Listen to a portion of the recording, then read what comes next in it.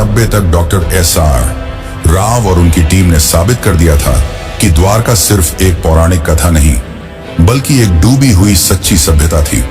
लेकिन अब जरूरत थी और भी ठोस वैज्ञानिक सबूतों की, ताकि दुनिया भी मान ले कि भगवान श्री कृष्ण की द्वारका असली थी और वाकई समुद्र में समा गई थी।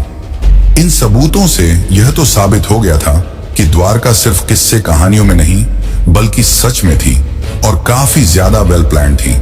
लेकिन उस समय फंडिंग की कमी की वजह से इसके रिसर्च को रोक दिया गया।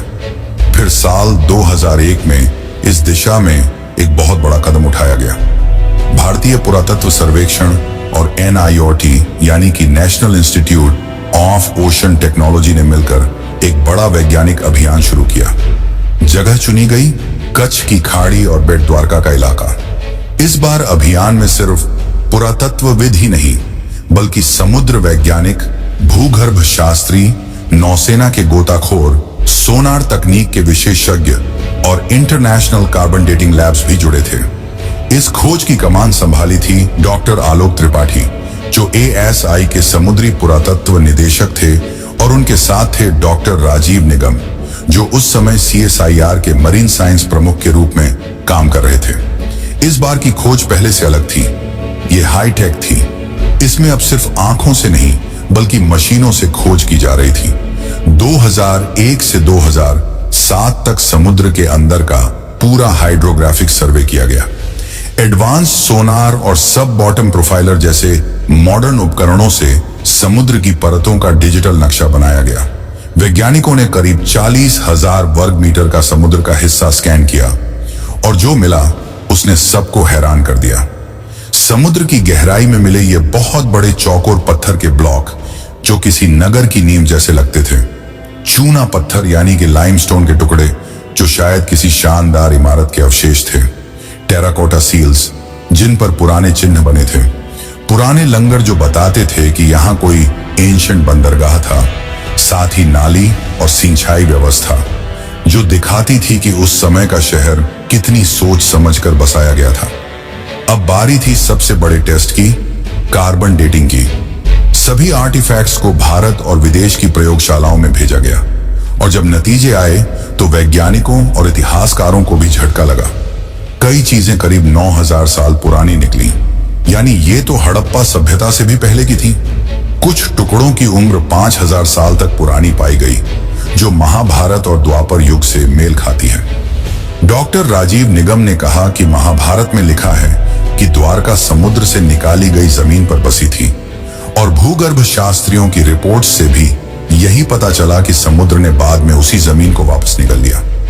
सोनर मैपिंग से यह भी पता चला कि जैसे जैसे समुद्र का स्तर बढ़ा, मंदिर और घर धीरे धीरे आगे खिसकते गए, यानी यह एक धीमा और क्रमिक डुबाव था, अचानक नहीं। A.K. सिन्हा ASI के निदेशक ने बताया कि जमीन और समुद्र दोनों जगहों से जो अवशेष मिले हैं उनके आकार, डिजाइन और बनावट में काफी समानता है, जो ये साबित करता है कि ये सब एक ही समय और संस्कृति से जुड़े थे। फिर आया साल 2007 जब नौसेना और ASI ने मिलकर तीसरा सबसे बड़ा अंडर वाटर एक्सकवेशन शुरू किया। पंचकुई बीच के पास से शुरू हुई इस खुदाई में लगभग 2 नॉटिकल मील के दायरे में फैली हुई मंदिरों की दीवारें, महल के खंडहर और जल निकासी प्रणाली मिली। यही वो पल था जब पहली बार दुनिया ने माना द्वारका कोई कल्पना नहीं बल्कि एक सच है, एक पूरी सभ्यता जो समुद्र में समा गई। लेकिन फिर भी एक सबसे बड़ा सवाल बाकी रह गया, आखिर द्वारका डूबी क्यों? इसका धार्मिक दृष्टिकोण से तो हमने उत्तर जान लिया, अब जानते हैं वैज्ञानिक दृष्टिकोण से, और साथ ही जानेंगे आज के समय की द्वारका के बारे में। तो बने रहिए, क्योंकि हम जो आपको बताने वाले हैं वो आपको चौंका कर रख देगा। 2007 की खोजों ने यह साबित कर दिया था कि समुद्र की गहराइयों में कोई आम चीजें नहीं बल्कि एक पूरी बसी हुई और समृद्ध नगरी है। लेकिन एक सवाल अब भी रह गया था, आखिर ये नगर डूबा कैसे? क्या वाकई ये कोई श्राप था जैसा ग्रंथों में लिखा है, या फिर इसके पीछे कोई प्राकृतिक और वैज्ञानिक वजह थी? इन सवालों के जवाब ढूंढने के लिए वैज्ञानिकों ने रुख किया ओशनोग्राफी यानी कि समुद्र विज्ञान और जियोलॉजी यानी कि भूगर्भ शास्त्र की ओर। अब तक जो मिला था वो सब प्रमाण तो थे, लेकिन अब जरूरत थी समय को मापने की, ये जानने की कि जब द्वारका बसी थी तब समुद्र में ऐसा क्या हुआ जो वो सब कुछ निगल गया। इस पूरे शोध का आधार बना सी लेवल राइज थ्योरी। अमेरिका की SSCSM यूनिवर्सिटी के प्रोफेसर रेंस ने एक अध्ययन किया जिसमें अरब सागर के सी लेवल को 20,000 सालों के डेटा के जरिए ट्रैक किया गया था। इस रिसर्च के मुताबिक 9,000 साल पहले यानी करीब 11,000 साल पहले समुद्र का स्तर आज के मुकाबले 25 मीटर नीचे था। 5,000 ईसा पूर्व के बीच समुद्र अचानक बहुत तेजी से कई मीटर तक ऊपर उठ गया। वैज्ञानिक मानते हैं कि यह घटना किसी सुनामी या समुद्री आपदा का संकेत देती है। और यह सिर्फ अरब सागर में नहीं हुआ। जब वैज्ञानिकों ने दुनिया के बाकी हिस्सों से मिले सी लेवल डेटा से इस जानकारी की तुलना की तो कैरेबियन द्वीप, इंडोनेशिया और दक्षिण अमेरिका जैसी जगहों पर भी उस दौर में बड़ी बड़ी समुद्री हलचलें और सुनामी के सबूत मिले। इसका मतलब था कि यह घटना सिर्फ भारत तक सीमित नहीं थी, बल्कि पूरी दुनिया में उस समय कुछ बड़ा हो रहा था। और ठीक इसी समय महाभारत के अनुसार श्री कृष्ण ने पृथ्वी का त्याग किया था और कलियुग की शुरुआत हुई थी। अब सारे वैज्ञानिक और ऐतिहासिक सबूत एक ही तरफ इशारा कर रहे थे। द्वारका का डूबना कोई कल्पना नहीं, बल्कि एक सचमुच की ऐतिहासिक घटना थी जिसमें प्राकृतिक आपदा, समय का चक्र और शायद कर्मों की प्रतीकात्मक कहानी सब एक साथ जुड़ गए थे। और फिर आया साल 2024 जब भारत सरकार ने इस पूरे रहस्य को दुनिया के सामने लाने का फैसला किया। 25 फरवरी 2024 को प्रधानमंत्री नरेंद्र मोदी खुद गुजरात के पंचकोई बीच पहुंचे। उनके साथ थी भारतीय नौसेना, ASI, NIOT और वैज्ञानिकों की एक टीम जो स्कूबा डाइविंग से समुद्र की गहराइयों में जाने वाली थी, वहीं जहां श्री कृष्ण की नगरी कभी खड़ी थी। ये कोई आम डाइव नहीं थी, ये इतिहास से साक्षात्कार था। जैसे ही प्रधानमंत्री समुद्र में उतरे, वहां पत्थर के स्तंभ, लंगर, मंदिर की नींव और प्राचीन दीवारें दिखाई दी। मोदी जी ने खुद समुद्र की गोद में मोरपंख अर्पित किया, जो श्री कृष्ण की स्मृति और भारत की सनातन विरासत को फिर से जीवंत करने का प्रतीक था। इसके बाद उन्होंने द्वारिकाधीश मंदिर में जाकर श्री कृष्ण और रुक्मिणी माता के दर्शन किए। मंदिर की 52 गज की ध्वजा, जो हर दिन 5 बार बदली जाती है, आज फिर हवा में लहराई, मानो ये संकेत दे रही हो कि द्वारका की सच्चाई अब दुनिया के सामने है। आज की तारीख में द्वारका 2 भागों में बसी है। एक जो है जहां लाखों श्रद्धालु हर साल दर्शन के लिए आते हैं, और दूसरी जो समुद्र के नीचे है, जिसे आज पूरी दुनिया जानती है the lost city of Krishna के नाम से। इस 90 साल की खोज, संघर्ष और वैज्ञानिक यात्रा ने दुनिया को यह दिखा दिया कि श्रद्धा सिर्फ आस्था नहीं, वो इतिहास की नींव भी बन सकती है।